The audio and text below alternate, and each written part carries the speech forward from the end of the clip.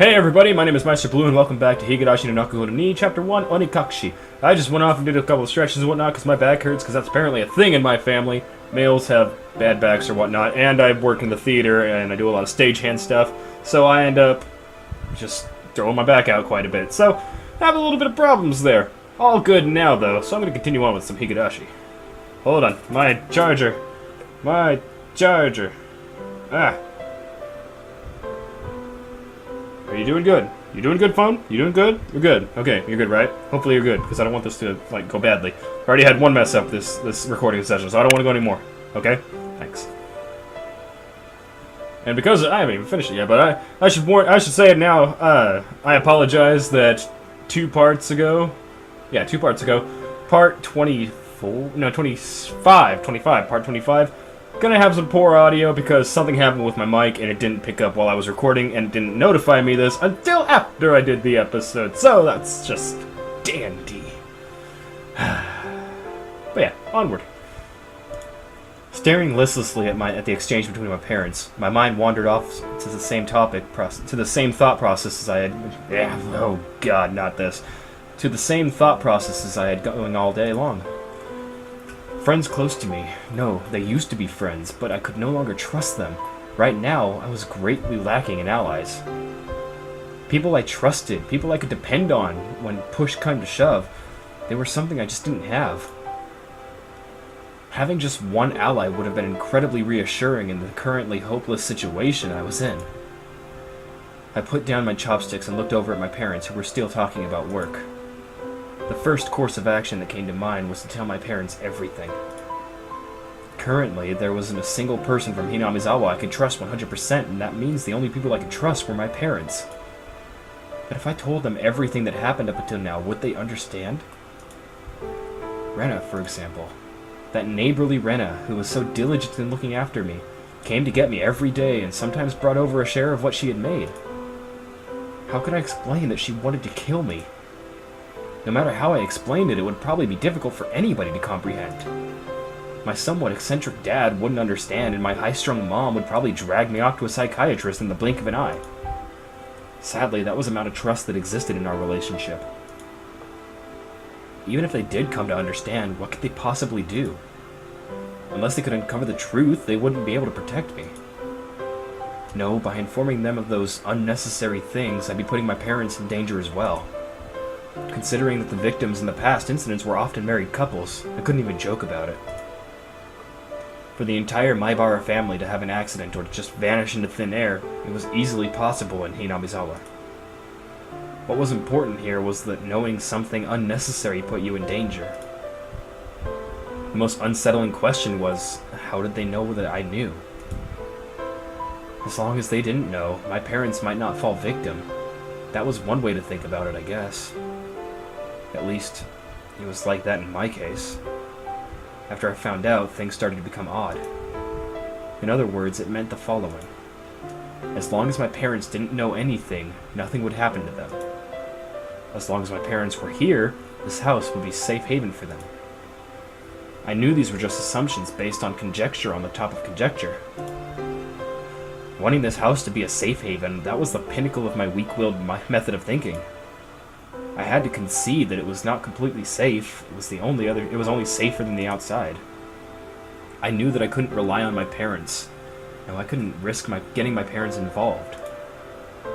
And the only person who could be my ally would be Oishi-san, him and him alone.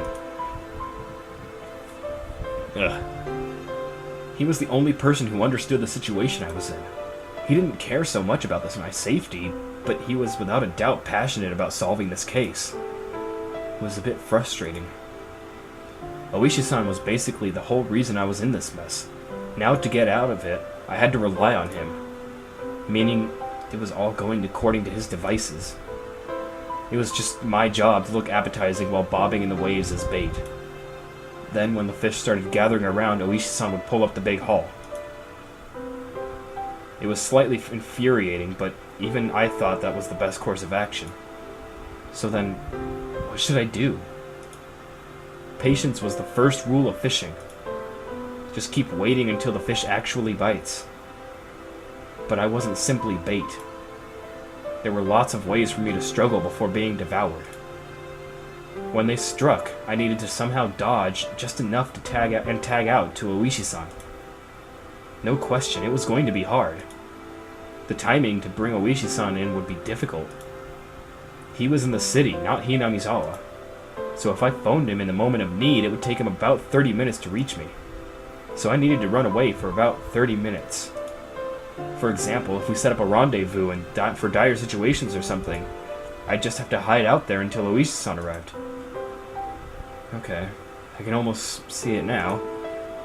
I was still being chased around in the dark by boogeymen, but now I knew which way to go. I would never have imagined this would be so reassuring. Oh yeah. It would probably be best if I had a concealed weapon for when things got rough. Typically that would call for a switchblade, but that wasn't too reassuring for combat. Also, since it was recognized as a weapon by the public, that also wasn't good. Really, when the time comes, a long weapon like a bat would work in my favor. I remembered there was a metal bat at school. I could be confident with that when push came to shove. If I pretended I was practicing my swing, then it wouldn't be suspicious for me to always carry it around. I could go to school early tomorrow and secure it. Just possessing a weapon may be enough to deter them. Also, one more thing. Insurance. It could be something like a note or a memo. I could write down everything that's happened as a sort of journal. In case I suddenly vanished, the journal would be left behind. With my journal in his possession, Oishi-san should be able to avenge my death. I left my parents engrossed in their conversation about work and went back to my room. See, my phone's battery is dying despite being charging and plugged into the charger, so this episode may run a little shorter than usual. If it does, I apologize. I tore out a piece of paper from a notebook and made my way to my desk. Last time I wrote a journal was for the summer homework in elementary school. In the off chance something bad happened, the police could use my diary as a lead. So I should only write down facts. How should I start? I jotted down my thoughts as they came. I, Keiichi Maibara, am in fear for my life. It made me laugh nervously. It was a line that showed up often in detective stories. I never even dreamed that I would be in the type of situation where I'd write it myself. I do not know why they were after my life. Rena and the others were suspicious, but I had no proof. And that's why I couldn't write down anything more. I laughed wryly at myself for writing such a passage draped in mystery. Would the police be able to get the hint from reading this enigmatic message? I could only pray that they would. What I prayed for the most, though, was that this journal never needed to play its part. Here I laughed nervously. It was too simple, so I wrote down one more line I just thought of. The only thing I do know is that it has to do with Yashiro-sama's curse. Was that too much? I probably shouldn't write more than that. If I wrote any more, then it would seem like I was just delusional. In order to appear to the reader that the person who had written this was of sound mind, I chose not to write anything else at that point. I just needed to add more as I learned the truth. I folded the paper and thought about a place to hide it. By hiding it somewhere obvious, there was the chance that they would uncover it instead. On the other hand, if it was in too obscure of a location, then there was the risk of nobody finding it at all. In the end, I decided to take the clock off my wall and stick my folded note in the back of it with scotch tape. After that, I put the clock back to its normal position. Yeah. It didn't look like anything was hidden behind it. Now I needed to set it up so that, if anything happens to me, my parents could find it. I looked at it from countless different angles until I was satisfied, and I made my way downstairs. My parents were still talking about work. It didn't look as though they were going to end anytime soon, so I cut in. Sorry to interrupt. I have something I want to talk to you about. I'd never started off a conversation like that before, so my parents were both startled. They stopped talking and turned towards me. What is it, Keiichi? I have a favor to ask of you, so please listen. Just in case, yeah? If it's not urgent, can we do this later? Right now, Mommy and Daddy have something urgent they're talking about. I didn't think their talk was more urgent than mine. In any case, I stated my request. Just in case, okay? If I die... Both of my parents' eyes went wide as saucers. If I die, I want you to put the clock on my wall in my coffin. If they did that, then they'd probably find it. My memoir. Both my parents remained wide-eyed, not moving an inch. I couldn't blame them. I made that clock in shop class, and I really like it. So please?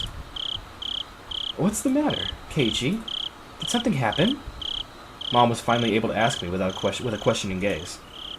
Of course, this was a normal response for when someone's son suddenly talked about a subject like this.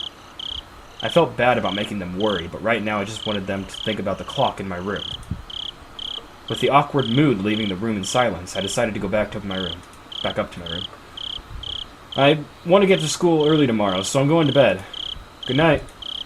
Saying only that, I left the living room. I needed to get to school early tomorrow and secure that bat. I should make today the last day I went to school with Rena. As I climbed the stairs, I heard my mom call my name, but I pretended not to hear her. It wasn't something that I could talk about with my parents. If I talked about it, it would only make things more dangerous. The fight that had begun was mine and mine alone. I couldn't rely on anybody. I wouldn't be killed. Not when I still knew nothing.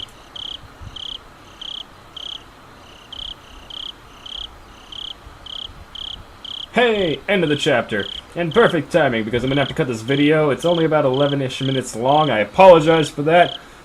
Gotta let my phone charge before I can record some more, because for some reason it's not charging and recording at the same time like it usually does, so gonna have to look into that. I got a new tip, though, not feeling so hot. So I'll read that in the next one and then continue on with the story. So thank you all for watching. My name is Meisterbloo, and I will see you all in the next video. So until then, everybody, peace out.